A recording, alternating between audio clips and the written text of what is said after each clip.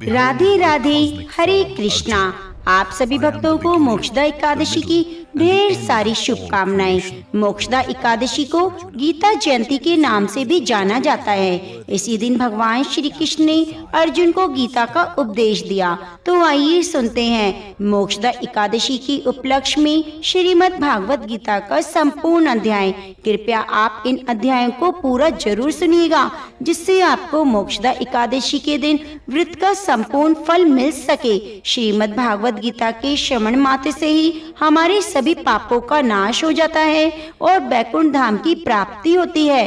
प्रिय भक्तजनों, आइए अपने मन को शांत कर लीजिए और भगवान श्री कृष्ण के चरणों में अर्जुन के समान ही अपने मन को लगा लीजिए। श्री पार्वती जी ने कहा, भगवान आप सब तत्वों के ज्ञाता हैं। आपकी कृपा से मुझे श्री विष्णु संबंधी नाना प्रकार के धर्म सुनने को मिले, जो समस्त लोगों का उद्धार करने वाले हैं। देवेश, अब मैं गीता महात्म्य सुनना चाहती हूँ, जिसका श्रवण करने से श्री हरि में भक्ति बढ़ती है। महादेव जी बोले, जिनका विग्रह अलसी के फूल की भांति श्याम वर्ण का है, पक्षीराज गरुड़ी जिनके वाहन हैं, जो अपनी महिमा से कभी च्युत नहीं होते और शेषनाग की शैया पर शयन करते हैं, उन भगवान महाविष्णु की हम उपासना करते हैं। एक समय की बात है, मूर्धत्य नाशक भगवान विष्णु शेषनाग के रमणीय आसन पर सुख पूर्वक विराजमान थे। उस समय सभी लोगों को आनंद देने वाली भगवती लक्ष्मी ने आदर पूर्वक प्रश्न किया।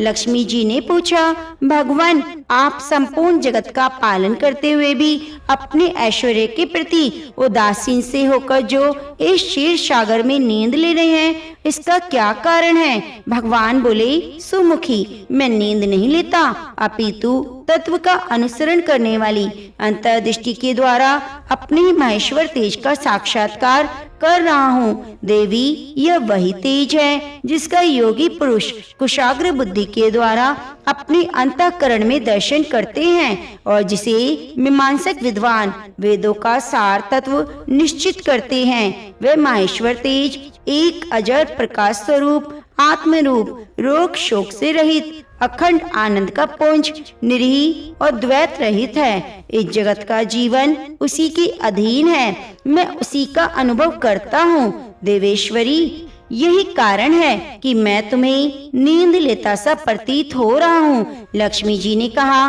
हे ऋषिकेश, आप ही योगी पुरुषों के ध्येय हैं, आपके अतिरिक्त भी कोई ध्यान करने योग्य तत्व है, यह जानकर मुझे बड़ा कौतूहल हो रहा है। इस चराचर जगत की सृष्टि और संहार करने वाले स्वयं आप हैं, आप सर्व समर्थ हैं। इस प्रकार की स्थिति में होकर भी यदि आप उस परम तत्व से भिन्न हैं, तो मुझे बताइए। भगवान बोले, प्रिय, आत्मा का स्वरूप द्वैत और अद्वैत से पृथक, भाव अभाव से मुक्त, आदि अंत से रहित है। शुद्ध ज्ञान के प्रकाश से उपलब्ध होने वाला परमानंद स्वरूप होने के कारण एकमात्र सुंदर है, वही मेरा ईश्वरीय रूप है। आत्मा का एकत्व ही सबके द्वारा जानने योग्य है। गीता शास्त्र में इसी का प्रतिपादन हुआ है।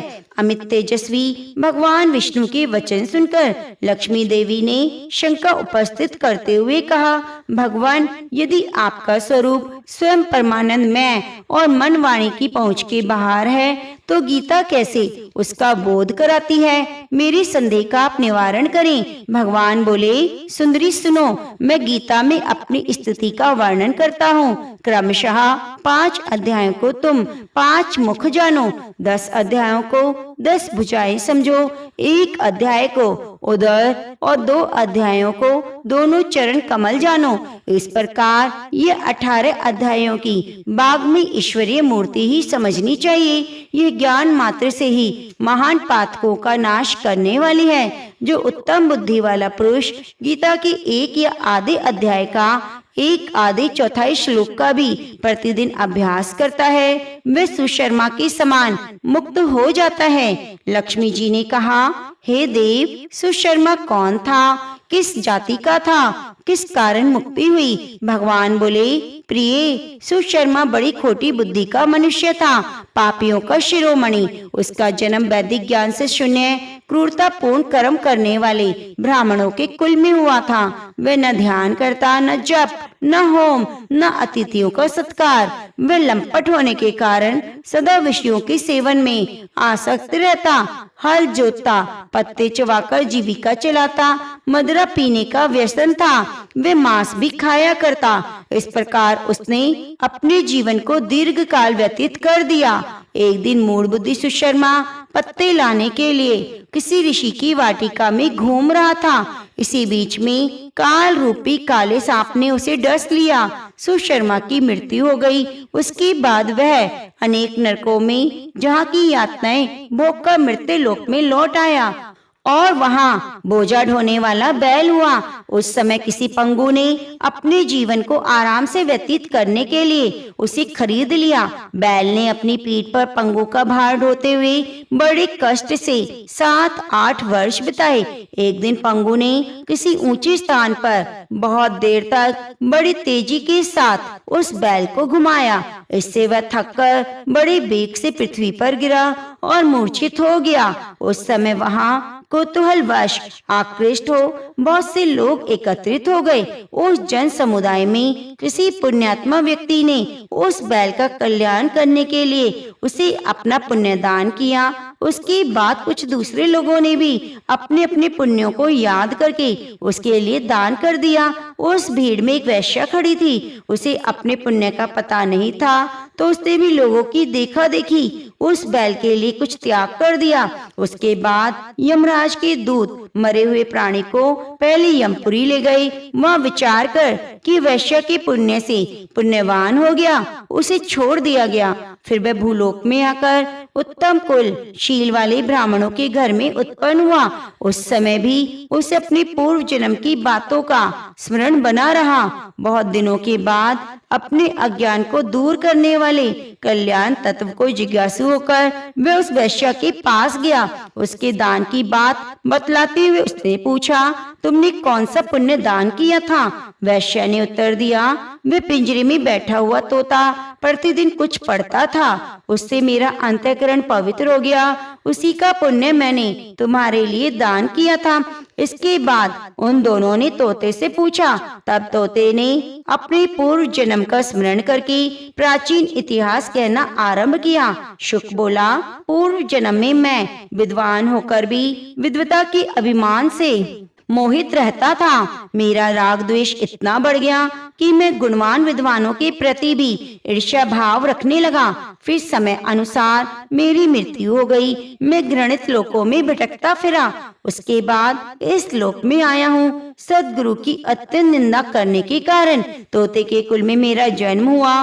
पापी होने के कारण छोटी अवस्था में मेरा माता पिता से वियोग हो गया।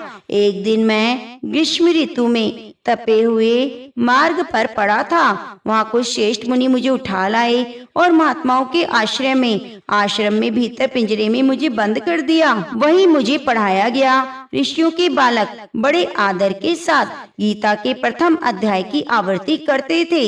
उसी को सुनकर मैं बारंबार पाठ करने लगा। इसी बीच में चोरी करने वाले बहेलिये ने मुझे वहाँ से चुरा लिया। उसके बाद उस देवी ने मुझे खरीद लिया। यही मेरा वृतांत है जिसे आप लोगों को बता दिया।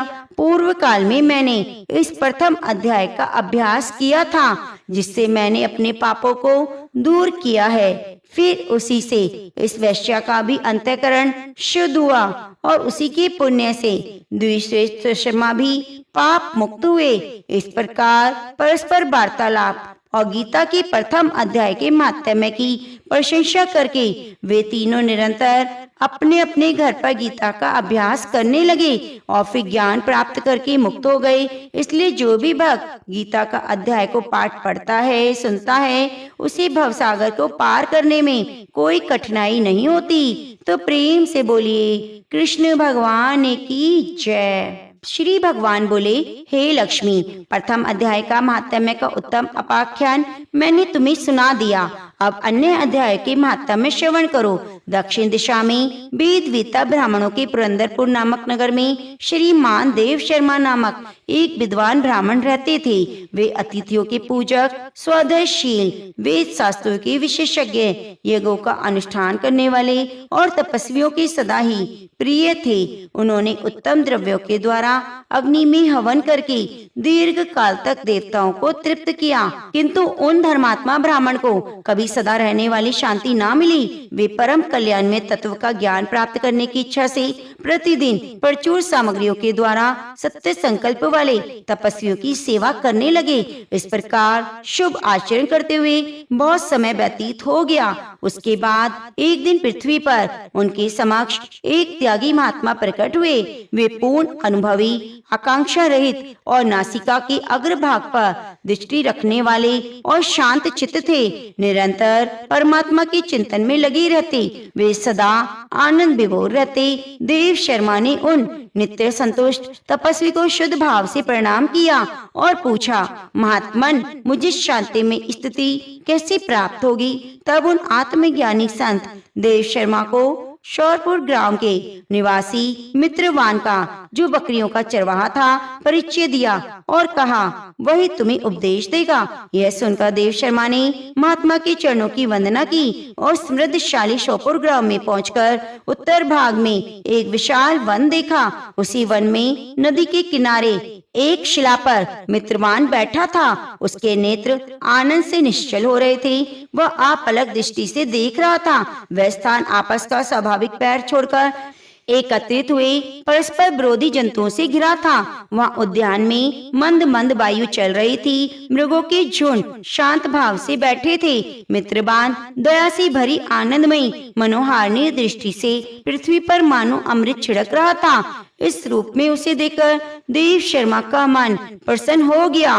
वे उत्सुक होकर बड़े विनय के साथ मित्रवान के पास गए। मित्रवान ने भी अपने मस्तक को किंचित नवाकर देव शर्मा का सत्कार किया। तदंतर विद्वान देव शर्मा अनन्य चित्त से मित्रवान के समीप गए और उनके ध्यान का समय समाप्त हो गया। उस समय उन्होंने अपने मन की बात पूछी, हे महाभाग, मैं आत्मा का ज्ञान प्राप्त करना चाहता हूँ। मेरे मनोरथ की पूर्ति के लिए मुझे किसी ऐसे उपाय का उपदेश दो जिसके द्वारा मुझे सिद्धि प्राप्त हो सके।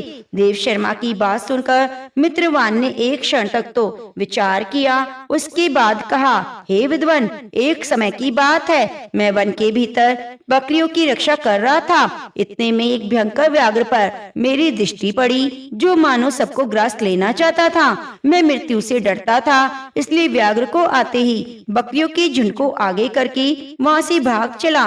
किंतु एक बकरी तुरंत ही सारा भय छोड़कर नदी के किनारे उस बाग के पास बेरोक टोक चली गई। फिर तो व्याघ्र भी द्वेष छोड़कर चुपचाप खड़ा हो गया। उसे इस अवस्था में देखकर बकरी बोली, व्याघ्र, तुम्हें तो अभिष्ट भोजन प्राप्त हुआ है। मेरे शरीर से मांस निकालकर प्रेम पूर्वक खाओ। तुम इतनी देर से क्यों खड़े हो? तुम्हारे मन में मुझे खाने का विचार क्यों नहीं आता? व्याघ्र बोला, बकरी, इस स्थान पर आते ही मेरे मन से द्वेष का भाव निकल गया।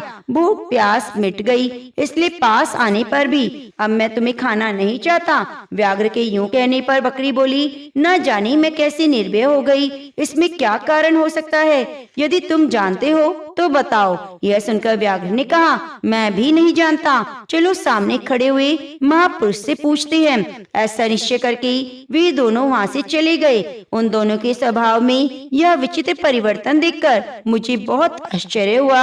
इतने में ही उन्होंने मुझसे आकर प्रश्न किया। वहाँ वृक्ष की शाखा पर एक बानर राज था। उन दोनों के साथ मैंने भी बानर राज से पूछा, हे विप्रवर। मेरे पूछने पर वानर राज ने आदर पूर्वक कहा, अजापाल, सुनो, इस विषय में मैं तुम्हें प्राचीन वृतांत सुनाता हूँ। यह सामने वन के भीतर जो बहुत बड़ा मंदिर है, उसे देखो। ब्रह्मा जी का स्थापित किया हुआ एक शिवलिंग है।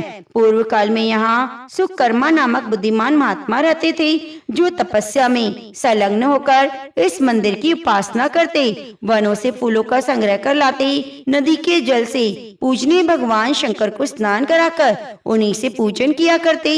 इस प्रकार आराधना का कार्य करते हुए सुशर्मा यह निवास करते। बहुत समय के बाद उनके समीप अतिथि का आगमन हुआ। सुकर्मा ने भोजन के लिए फल लाकर अतिथि को अर्पण किया और कहा, विद्वान, मैं केवल तत्व ज्ञान की इच्छा से भगवान शंकर की आराधना कर रहा हूँ। आज इस आराधना का फल परिपक्व होकर मुझे मिल गया, क्योंकि इस समय आप जैसे महापुरुष मुझ पर अनुग्रह कर रहे हैं। सुकर्मा के मधुर वचन सुनकर तपस्या के धनी महात्मा अतिथि को बहुत ही प्रसन्नता हुई। उन्होंने एक शिलाखंड पर गीता का दूसरा अध्याय लिख दिया और ब्राह्मण को उसके पाठ और अभ्यास के लिए आज्ञा देते हुए कहा, ब्राह्मण, इससे तुम्हारा आत्मज्ञान संबंधी मनोरथ अपने आप सफल हो जाएगा। यूं कहकर वे बुद्धिमान तपस्वी सुकर्मा के सामने ही देखते देखते अंतर ध्यान हो गए। सुकर्मा विस्मित होकर उनके आदेश के अनुसार निरंतर गीता के द्वितीय अध्याय का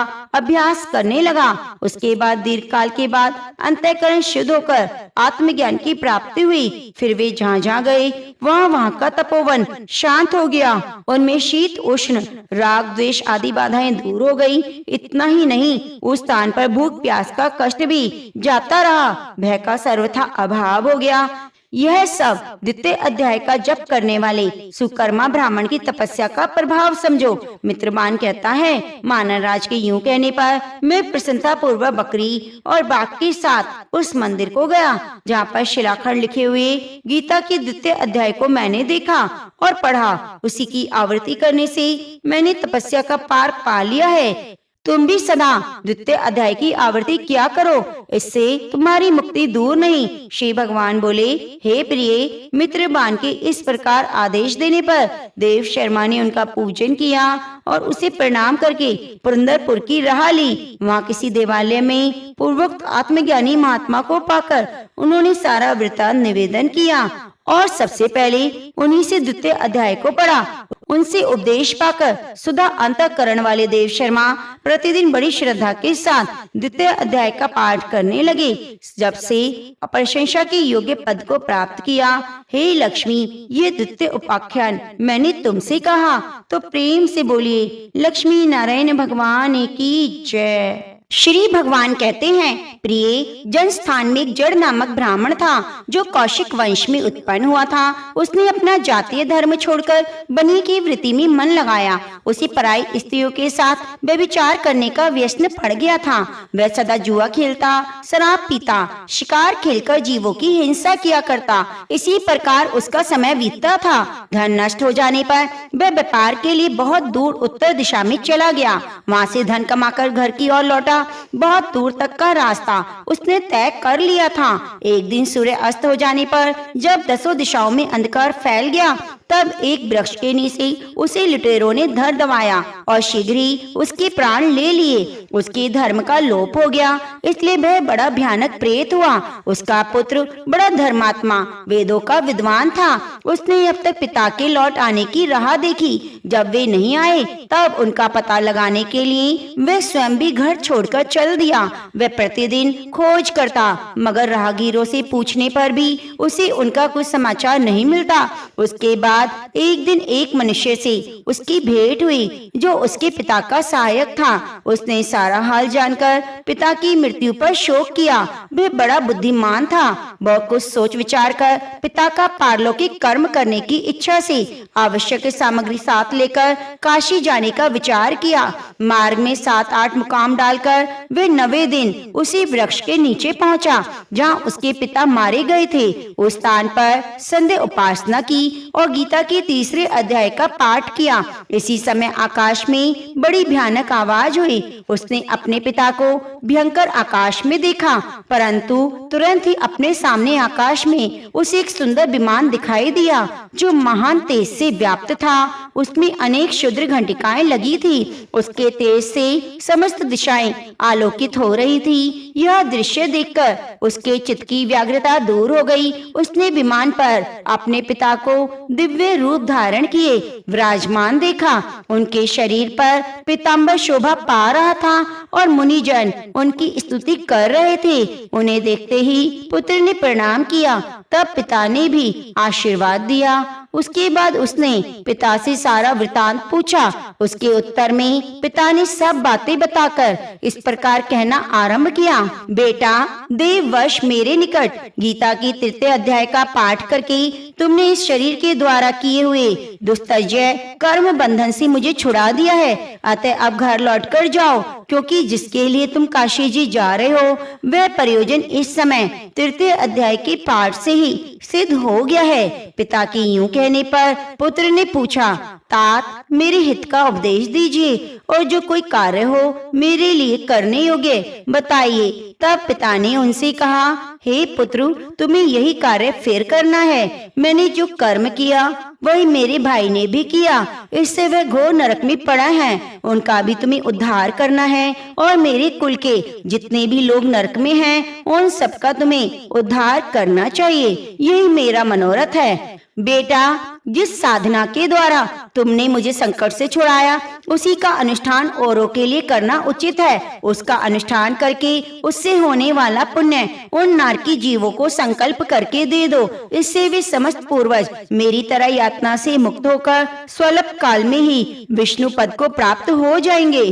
पिता का यह संदेश सुनकर पुत्र ने कहा, तात यदि ऐसी बात है और आपकी भी ऐसी रुचि है तो मैं समस्त नारकी जीवों को नरक से उद्धार कर दूंगा। यह सुनकर उसके पिता बोले, बेटा एव मस्तु, तुम्हारा कल्याण हो। मेरा अत्यंत प्रिय कार्य संपन्न हो गया। इस प्रकार पुत्र को आश्वासन देकर उसके पिता भगवान विष्णु के परम धाम को चले गए। उसके बाद वह भी लौटकर जन स्थान में आया और परम सुंदर भगवान कृष्ण के मंदिर में उनके सामने बैठकर पिता के आदेश अनुसार गीता के तृतीय अध्याय का पाठ करने लगा। उसने नारकी जीवों का उद्धार करने की इच्छा से गीता पाठ जनित सारा पुण्य संकल्प करके दे दिया। इसी बीच भगवान के विष्णु दूत यातना भोगने वाली नारकी जीवों को छुड़ाने के लिए यमराज के पास गए। यमराज ने नाना प्रकार के सत्कारों से उनका पूजन किया, कुशल पूछी। वे बोले, धर्मराज, हम लोगों के लिए सब और आनंद है। इस प्रकार सत्कार करके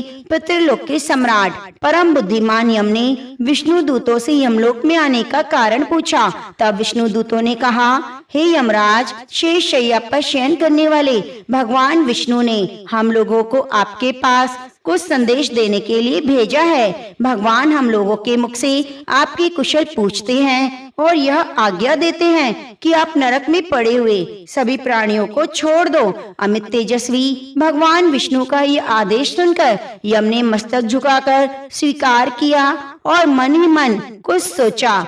उसके बाद उसके नारकी जीवों को नरक से मुक्त देखकर उनके साथ ही वे भगवान विष्णु के वास स्थान को चले। यमराज श्रेष्ठ विमान के द्वारा जहाँ क्षीर सागर है वहाँ जा पहुँचे। उसके भीतर कोटि कोटि सूर्यों के समान कांतिमान नील कमल दल के समान श्याम सुंदर लोकनाथ जगत गुरु श्री हरि का उसने दर्शन किया। भगवान का तेज उनकी शैया बने हुए शेष नाग के फणों की मणियों के प्रकाश से दुगना हो रहा था। वे आनंद युक्त दिखाई दे रहे थे। उनका हृदय प्रसन्नता से परिपूर्ण था। भगवती लक्ष्मी अपनी सरल चितवन से प्रेम पूर्वक उन्हें बार बार निहार रही थी। चारों ओर योगी जन भगवान की सेवा में खड़े थे। उन योगियों की आंखों के तारे ध्यानस्थ होने के कारण निश्चल प्रतीत होते थे। देवराज इन विरोधियों को परास्त करने के उद्देश्य से भगवान की स्तुति कर रहे थे। ब्रह्मा जी के मुख से निकले हुए वेदांत वाक्य मूर्तिमान होकर भगवान के गुणों का गान कर रहे थे। भगवान पूर्णतः संतुष्ट होने के साथ ही समस्त योनियों की ओर से उदासीन प्रतीत होते थे। जीवों में से जिन्होंने योग साधन के द्वारा अधिक पुण्य संचय किया था उन सबको एक ही साथ वे कृपा दृष्टि से निहार रहे थे। भगवान अपने स्वरूप भूत अखिल चराचर जगत को आनंदपूर्ण दृष्टि से आमोदित कर रहे थे। शेष नाग की प्रभा से उद्भासित और सर्वत्र व्यापक दिव्य विग्रह धारण किए नील कमल के सदृश श्याम वर्ण वाले श्री हरि ऐसे जान पड़ते मानो चांदनी से घिरा हुआ आकाश सुशोभित हो रहा हो। इस प्रकार भगवान की झांकी करके यमराज अपनी विशाल बुद्धि के द्वारा उनकी स्तुति करने लगे। यमराज बोले, संपूर्ण जगत का निर्माण करने वाले परमेश्वर, आपका अंतःकरण अत्यंत निर्मल है। आपके मुख से ही वेदों का प्रादुर्भाव हुआ है। आप ही विश्व रूप और इनके विधायक ब्रह्मा हैं। आपको नमस्कार है। अपने बल और वेग के कारण जो अत्यंत दुर्दर्श प्रतीत होते हैं। ऐसे दानवेंद्रों का अभिमान चूर करने वाले भगवान विष्णु को नमस्कार है। दानवेंद्रों का अभिमान चूर करने वाले भगवान विष्णु पालन करने के समय सत्वमय शरीर धारण करने वाले विश्व के आधारभूत सर्वव्यापी श्री हरि को नमस्कार है। समस्त देहधारियों की पातक राशि को दूर करने वाले परमात्मा को प्रणाम है। जिनके ललाटवर्ती नेत्र के तनिक सा खुलने पर भी आग की लपटें निकलने लगती हैं, उन रुद्र रूपधारी आप परमेश्वर को नमस्कार है। आप संपूर्ण विश्व के रूप, गुरु, आत्मा, महेश्वर हैं। अतः समस्त वैश्विक जनों को संकट से मुक्त करके उन पर अनुग्रह करते हैं। आप माया से विस्तार को प्राप्त हुए अखिल विश्व में व्याप्त होकर भी कभी माया या उससे उत्पन्न होने वाले गुणों से मोहित नहीं होते। माया तथा माया जनित गुणों के बीच में स्थित होने पर भी आप पर उनमें से किसी का प्रभाव नहीं पड़ता। आपकी महिमा का अंत नहीं, क्योंकि आप असीम हैं। फिर आप वाणी के विषय कैसे हो सकते हैं? अतः मेरा मौन रहना ही उचित है। इस प्रकार स्तुति करके यमराज हाथ जोड़कर बोले, हे जगत गुरु, आपके आदेश से इन जीवों को गुण रहित होने पर भी मैंने छोड़ दिया। अब मेरे योग्य और कोई कार्य हो उसे बताइए। उनके यूं कहने पर भगवान मधुसूदन मेघ के समान गंभीर वाणी द्वारा मानो अमृत रस से सींचते हुए बोले, धर्मराज, तुम सबके प्रति समान भाव रखते हुए लोगों का पाप से उद्धार कर रहे हो।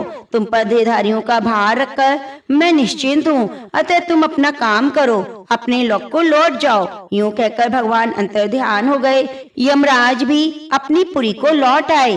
तब वह ब्राह्मण अपनी जाति के समस्त नारकी जीवों का नरक से उद्धार करके स्वयं भी श्रेष्ठ विमान द्वारा श्री विष्णु धाम को चला गया। तो प्रेम से बोलिए, श्रीमद् भागवत गीता की जय। श्री भगवान बोले, प्रिय, अब मैं चौथे अध्याय का महात्म्य बतलाता हूँ। सुनो।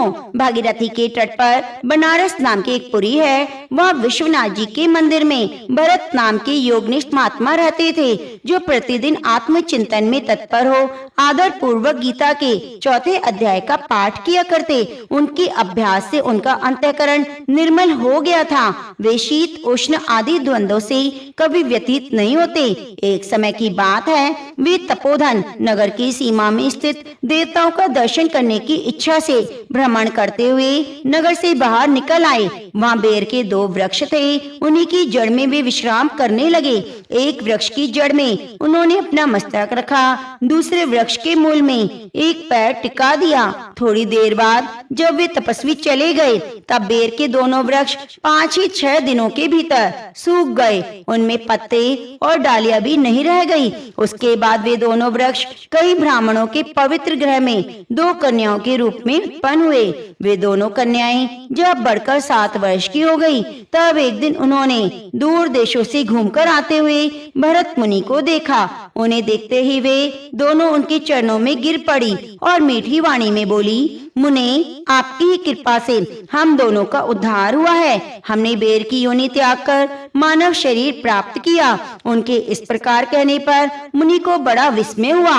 उन्होंने पूछा, पुत्रियों, मैंने कब किस साधन से तुम्हें मुक्त किया? साथ ही बताओ, तुम्हारे बेर के वृक्ष होने में क्या कारण है, क्योंकि इस विषय में मुझे कुछ ज्ञात नहीं। तब वे कन्याएं पहले उन्हें अपने बेर हो जाने का कारण बतलाती हैं। बोली, मुने, गोदावरी नदी के तट पर छिन्न पाप नामक एक उत्तम तीर्थ है, जो मनुष्यों को पुण्य प्रदान करने वाला है। वे पावनता की चरम सीमा पर पहुंचा हुआ है। उस तीर्थ में सत्य तपा नामक एक तपस्वी बड़ी कठोर तपस्या कर रहे थे। वे ग्रीष्म ऋतु में प्रज्वलित अग्नियों के बीच में बैठते।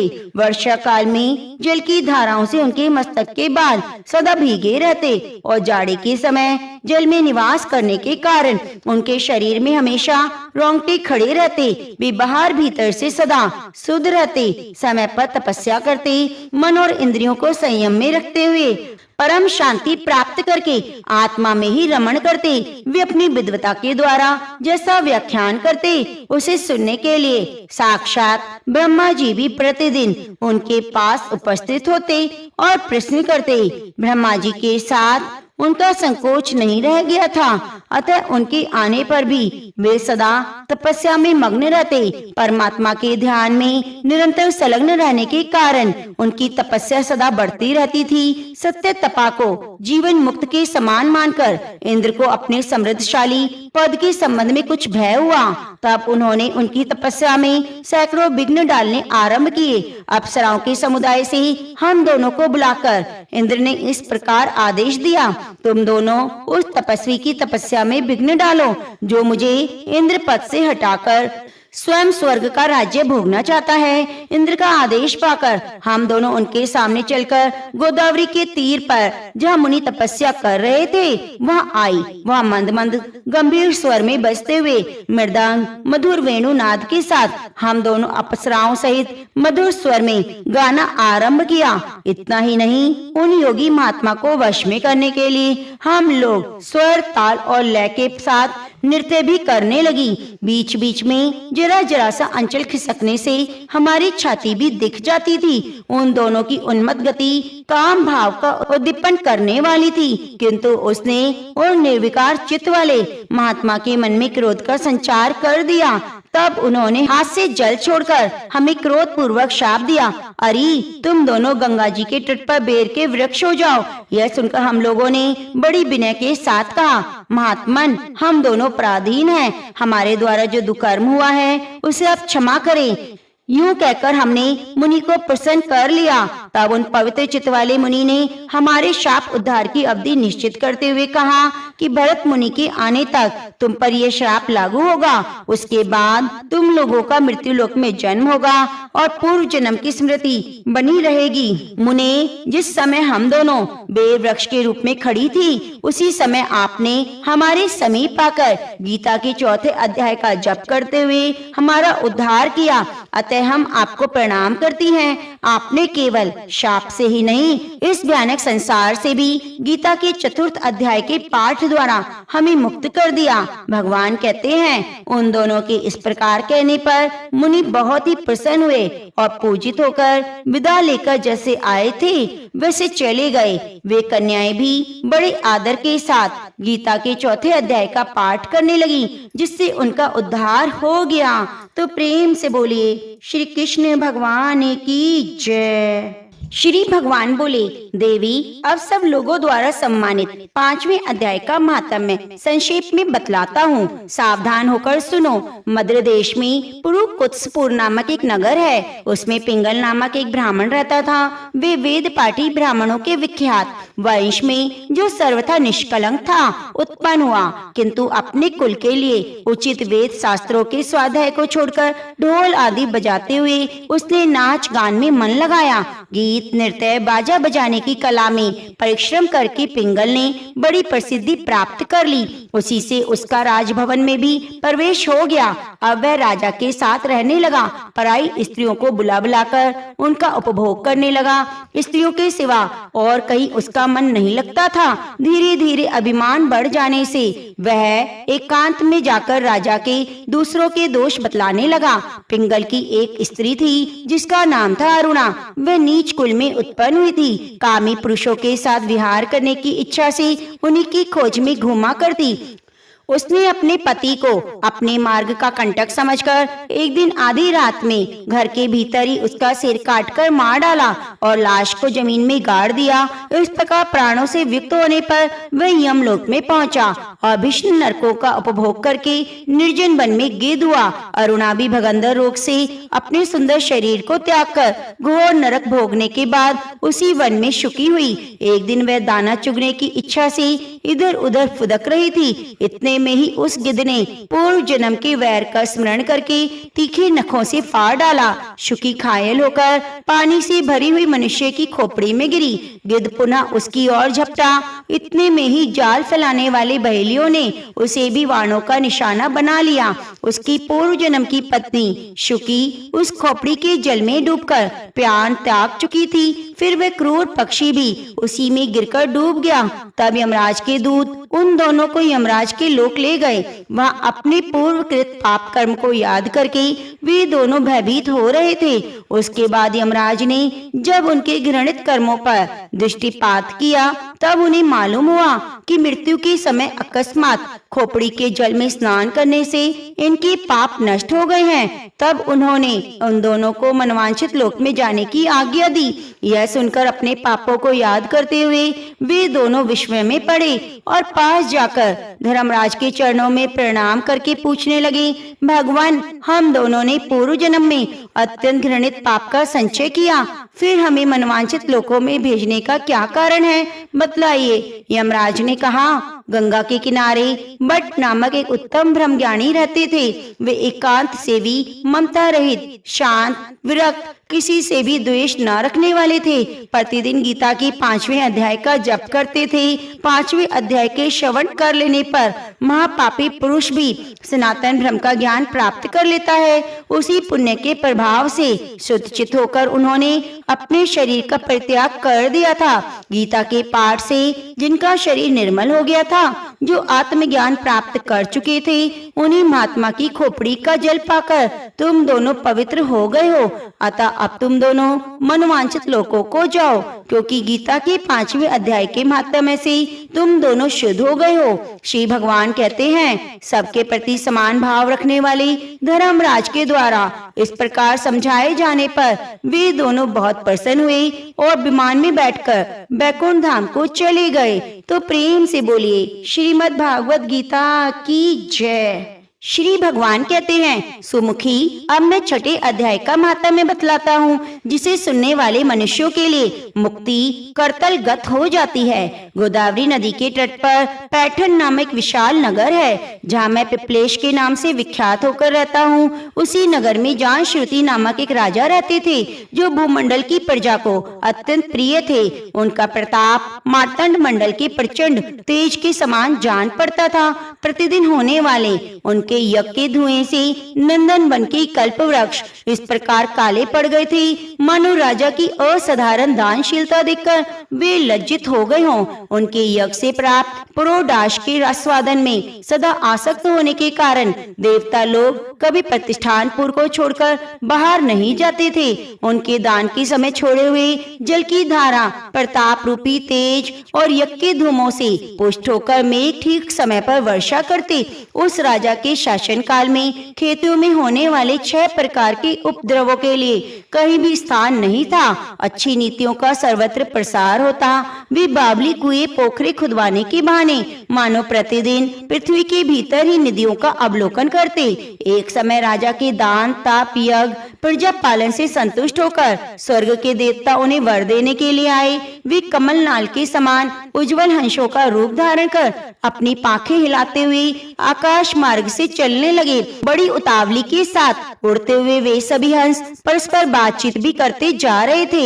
उनमें से भद्राक्ष आदि 2-3 हंस बेग से उड़कर आगे निकल गए। तब पीछे वाले हंसों ने आगे जाने वालों को संबोधित करके कहा, अरे भाई भद्राक्ष, तुम लोग बेग से चलकर आगे क्यों हो गए हो? यह मार्ग बड़ा दुर्गम है, इसमें हम सबको साथ मिलकर चलना चाहिए। क्या तुम्हें दिखाई नहीं देता? यह सामने ही पुण्य मूर्ति महाराजा जान श्रुति का तेज पुंज अत्यंत स्पष्ट रूप से प्रकाशमान हो रहा है। पीछे वाले हंसों के वचन सुनकर आगे वाले हंस हंस पड़े और उच्च स्वर से उनकी बातों की अवहेलना करते हुए बोले, अरे भाई, क्या इस राजा जान श्रुति का तेज ब्रह्मवादी महात्मा रैक के तेज से भी अधिक तीव्र है? हंसों की यह बात सुनकर राजा जान श्रुति अपने ऊंचे महल की छत से उतर गए और सुखपूर्वक आसन पर विराजमान हो अपने सारथियों को बुलाकर बोले, जाओ महात्मा रैक को यहाँ ले आओ। राजा के अमृत के समान वचन सुनकर मोहन नामक सारथी प्रसन्नता प्रकट करता हुआ नगर से बाहर निकला। सबसे पहले उसने मुक्तिदायिनी काशीपुरी की यात्रा की, जहाँ जगत के स्वामी भगवान विश्वनाथ मनुष्यों को उपदेश दिया करते हैं। उसके बाद वह गया क्षेत्र में पहुंचा, जहाँ प्रफुल्ल नेत्रों वाले भगवान गदाधर संपूर्ण लोगों का उद्धार करने के निवास करते हैं। उसके बाद नाना तीर्थों में भ्रमण करता हुआ सारथी पाप नाशनी मथुरापुरी में आया। यह भगवान कृष्ण का आदि स्थान है जो परम महान और मोक्ष प्रदान करने वाला है। वेद और शास्त्रों में वह तीर्थ त्रिभुवन पति भगवान गोविंद के अवतार स्थान के नाम से प्रसिद्ध है। नाना देवता ब्रह्म ऋषि उसका सेवन करते हैं। मथुरा नगर कालिंदी यमुना के किनारे शोभा पाता है। उसकी आकृति अर्धचंद्र के समान प्रतीत होती है। यह सब तीर्थों के निवास से परिपूर्ण है। परम आनंद प्रदान करने के कारण सुंदर प्रतीत होता है। गोवर्धन पर्वत होने से मथुरा मंडल की शोभा और भी अधिक बढ़ गई है। वह पवित्र वृक्षों और लताओं से आवृत है। उसमें 12 वन है और सबको विश्राम देने वाले श्रुतियों की सारभूत भगवान श्री कृष्ण की आधार भूमि है। उसके बाद मथुरा से पश्चिम और उत्तर दिशा की ओर बहुत दूर तक जाने पर सारथी को काश्मीर नामक नगर दिखाई दिया, जहाँ शंख के समान उज्जवल गगन चुंबी महलों की पंक्तियां भगवान शंकर के अट्टहास की भांति शोभा पाती हैं, जहाँ ब्राह्मणों के शास्त्रीय आलाप सुनकर मूक मनुष्य भी मधुर वाणी और पदों का उच्चारण करते हुए देवताओं के समान हो जाते हैं, जहाँ निरंतर होने वाले यज्ञ धूम से व्याप्त होने के कारण आकाश मंडल मेघों से घुलते रहने पर भी अपनी कालिमा नहीं छोड़ता, जहाँ उपाध्याय के पास आकर छात्र जन्मकालीन अभ्यास से ही संपूर्ण कलाएं स्वतः पढ़ लेते हैं,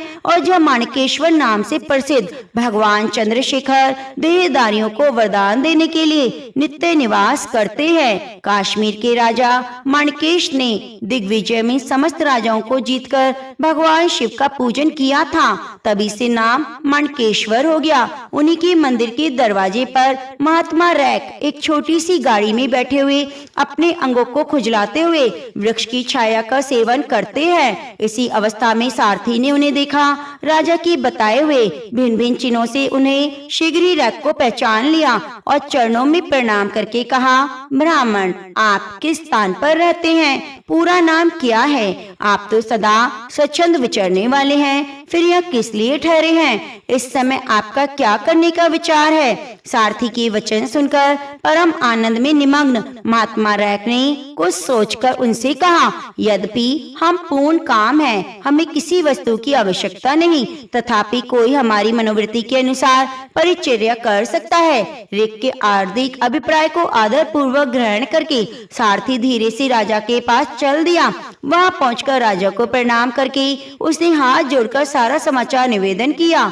उस समय स्वामी के दर्शन से उसके मन में बड़ी प्रसन्नता थी। सारथी के वचन सुनकर राजा के नेत्र आश्चर्य से चकित हो उठे। उनके हृदय में रैक का सत्कार करने की श्रद्धा जागृत हुई। उन्होंने 2 खच्चरियों से जुती हुई एक गाड़ी लेकर यात्रा की, साथ ही मोती के हार, अच्छे अच्छे वस्त्र और एक सहस्त्र गोई भी ली। काश्मीर मंडल में महात्मा रैक जहाँ रहते थे वहां पहुंचकर राजा ने सारी वस्तुएं उनके आगे निवेदन कर दी और पृथ्वी पर पड़कर साष्टांग प्रणाम किया।